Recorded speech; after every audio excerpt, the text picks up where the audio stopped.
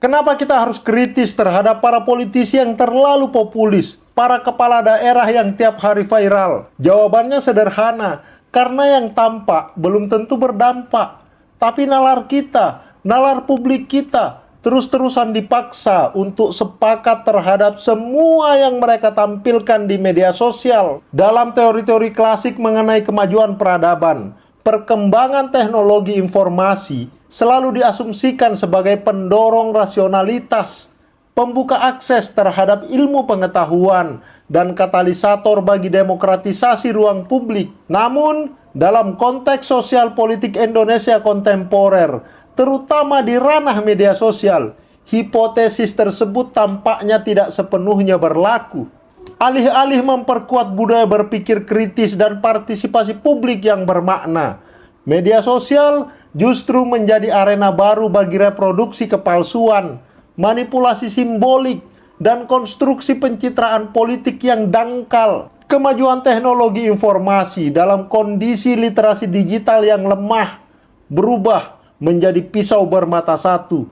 Ia tajam untuk menciptakan ilusi, namun tumpul dalam menyaring kebenaran. Fenomena ini tampak jelas dalam cara beberapa politisi Indonesia, khususnya sejumlah kepala daerah yang membentuk narasi dirinya di ruang digital. Tidak lagi melalui dialektika kebijakan atau argumentasi berbasis data, melainkan melalui koreografi visual, simbol-simbol emosional, dan repetisi pesan-pesan sederhana yang mudah ditangkap algoritma. Citra menjadi lebih penting daripada isi. Impresi lebih dominan daripada kompetensi. Dalam suasana semacam ini, epistemologi publik bergeser.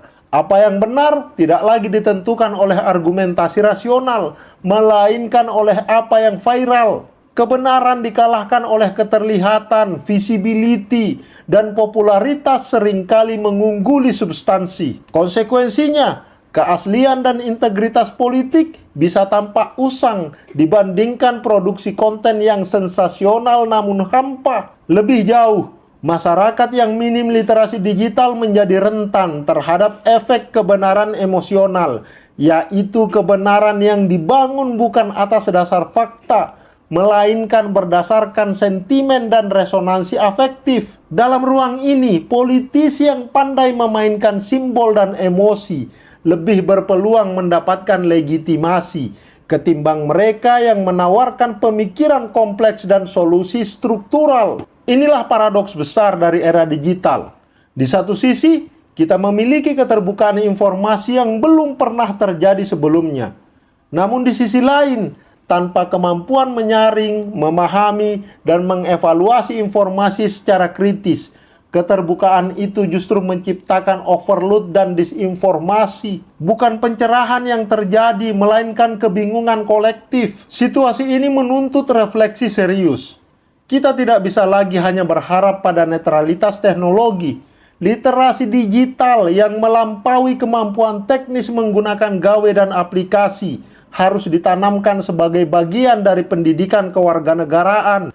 Masyarakat perlu dibekali dengan kemampuan untuk membedakan antara informasi dan propaganda, antara kinerja nyata dan sandiwara media. Tanpa itu, kita hanya akan menyaksikan pengulangan sejarah dalam bentuk baru, di mana mitos dan simbol kembali mendominasi ruang publik, bukan karena kita kekurangan informasi, tetapi karena kita kehilangan daya nalar untuk mengolahnya. Teknologi bukanlah jaminan kemajuan. Tanpa fondasi literasi yang kuat dan budaya kritis yang sehat, ia justru bisa menjadi alat kemunduran peradaban. Di tengah dunia yang semakin canggih, kita harus tetap mempertahankan kesadaran bahwa demokrasi tanpa nalar dan integritas mudah tergelincir menjadi sekedar pertunjukan. Thank you.